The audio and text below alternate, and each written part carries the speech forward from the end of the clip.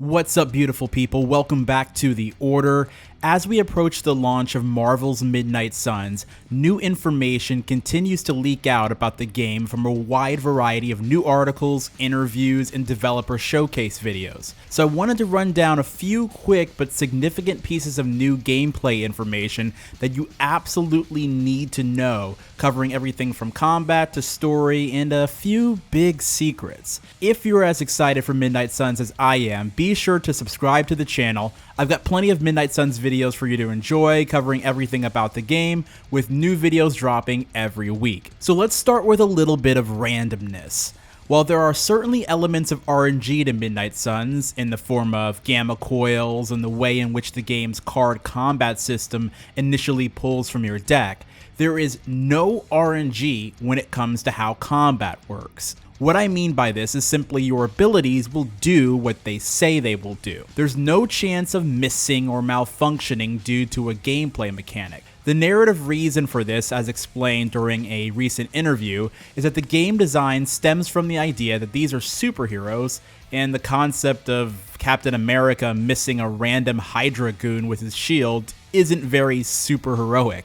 In fact, when you select a card and hover over your target, you will see the exact effects that move will have on the intended target or area, so there's no guessing game involved when it comes to planning how you choose to attack. And you'll want to make sure to plan well, because the game has 8 difficulty levels for you to choose from. As we learned during a recent developer livestream focused on the game's combat system, increasing the difficulty level will not only increase both enemy health and enemy damage numbers, it will also reduce the number of revives available during a mission. Medium difficulty levels appear to be called heroic difficulty, while the highest difficulty levels are called ultimate, and will see an increase in the number of enemies on the battlefield. In order to defeat those hordes of enemies, you'll want to know as much about your heroes as possible. During a recent interview with IGN, we got our first glimpse at what appears to be an in-game character sheet that provides a bounty of information to pore over. We can see everything from the character's strengths,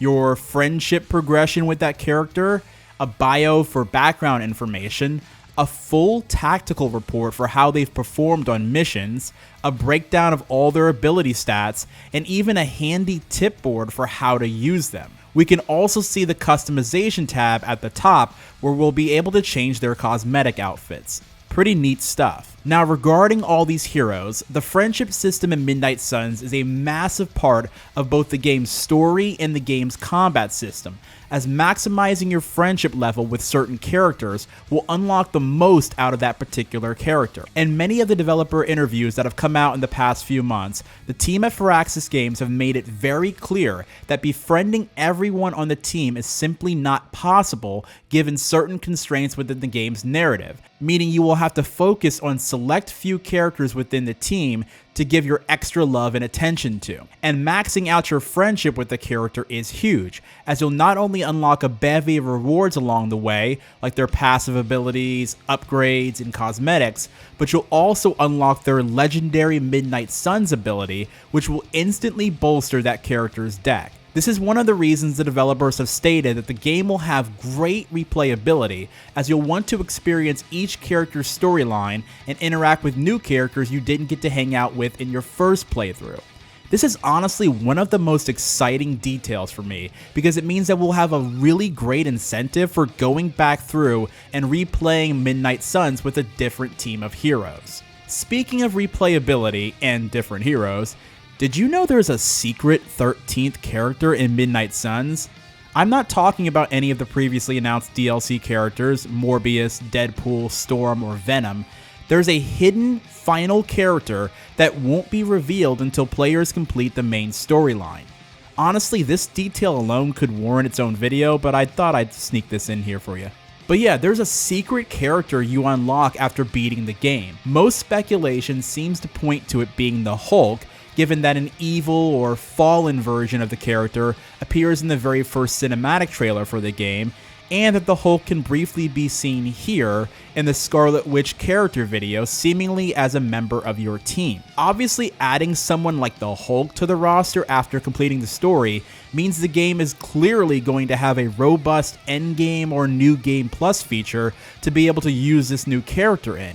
And given that we know the game offers upwards of over 60 hours of story and side content in your initial playthrough, this is shaping up to be one beefy RPG experience. There's a lot more details to uncover in Marvel's Midnight Suns, and with more developer live streams planned and the game's launch imminent, expect even more information to drop regarding everything Midnight Suns has to offer. If you enjoyed this video, don't forget to hit it with a like and let me know what you want to see me cover in the next one. Until next time, have a good one.